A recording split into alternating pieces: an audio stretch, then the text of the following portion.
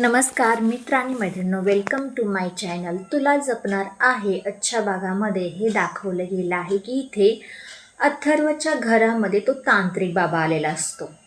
मायाने नर्मदाने बोलवले. तांत्रिक बाबा वेषांतर करून घरामध्ये एंट्री करतो. एका क्षणातच म्हणजे पळून जातो आणि तोपर्यंत नर्मदा माया त्याला खूप थांबवण्याचा प्रयत्न करत असतात आणि अथर्वच्या थोडं डोक्यामध्ये वेगळंच काहीतरी चाललेलं असतं. हा तांत्रिक म्हणजे गॅस रिपेअरिंग करायचा माणूस नाही आहे, हा कोणी वेगळाच आहे. तोपर्यंत तो पळून गेल्यानंतर ना माया त्याच्या मागे मागे पळते. म्हणते, काय झालं, तुम्ही का आलात पळून? जे तुम्हाला सांगितलं ते केलं नाही तुम्ही. तांत्रिक बाबा म्हणतो, काही खरं नाही. त्या घरामध्ये एक दैवी म्हणजे म्हणतात ना, काळी एक शक्ती आहे, ते तुम्हाला लवकर सगळ्याला गिळून टाकणार आहे. असं काहीतरी भयानक आहे. माया म्हणते, काय आहे नक्की, सांगू शकाल का? नाही. तर म्हणतो की तू मरणार आहेस, मरणार आहे, असं काही बोलतो तिथून निघून जातो. माया खूप घाबरते आणि मागून तिचा एक ॲक्सिडेंट होता राहिलेला असतो आणि तो ॲक्सिडेंट घडवून आणलेला असतो अथर्वने त्या माणसाला सांगितलेलं असतं, हिला उडवून टाका.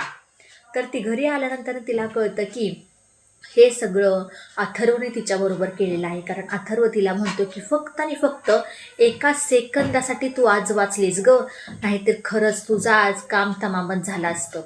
माया म्हणते, अथर्व तू हे सगळं केलं आहेस, मला वाटलं नव्हतं तू करशील म्हणून. अगं हो, मी केलं आहे. आत्तापर्यंत मी माझ्या फॅमिलीसाठी शांत होतो, पण आता नाही. तुझ्यासारखी बाई ह्या घरामध्ये एक राहिली म्हणजे खरंच खूप वाईट गोष्ट आहे. आणि लवकरात लवकर तुझं बोरा बिस्तारा उद्याच्या उद्या उचलन ह्या घरातनं तुझा बोरा बिस्तारा उचलन, घरातनं निघून जा उद्याच्या उद्या, माझी ही चेतावणी आहे. असं म्हणून तिथून अथर्व निघून जातो. ह्या दोघांचं बोलणं सगळं अंबिका ऐकते. अंबिका ते मीराला जाऊन सांगते. माया म्हणते, अथर्व आत्तापर्यंत तू माझं प्रेम बघितलं आहेस, आता माझी दुश्मनी बघशील. माझ्या मनामध्ये किती कडवटपणा आहे तो बघणार आहेस. हे सगळं जे काही मायाबरोबर झालेलं असतं ते सगळं काही ती अजित, नर्मदा आणि दामोदरला सांगत असते. दामोदर म्हणतो, नाही, त्याला आत्ताच मारायचं नाही, आपण मारलं तर खूप म्हणजे भयानक अशी गोष्ट होईल.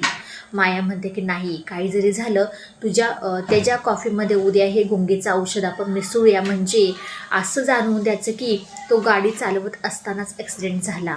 आणि दुसऱ्या दिवशीही ते मीराला कळल्यानंतर ना अथर्व कशी जाते. म्हणते, वेदाचे बाबा, जे काय तुम्ही केलं ना खूप वाईट गोष्ट आहे. कारण की हे जर मायाला माहीत तर पडलंच आहे, परत तिने पलटवार तुमच्यावरती करू नये म्हणजे बरा.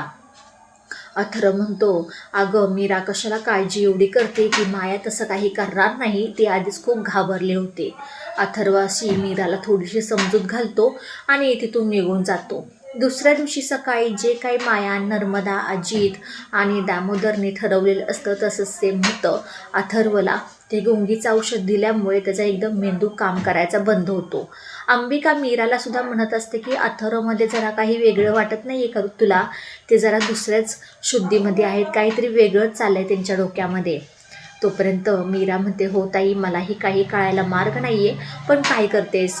तोपर्यंत अथर्व तो ऑफिसला जायला निघतो आणि गाडी चालवत असताना त्याला कसलीही भान राहत नाही आणि तो ॲक्सिडेंट होता त्याचा म्हणजे मायाने पुरेपूर प्रयत्न केलेला असतो त्या गोष्टीचा, ॲक्सिडेंट होतो अथर्वचा. आणि हीच गोष्टी मीरा, अंबिका म्हणजे मंजिरी आणि अनन्याला कळते.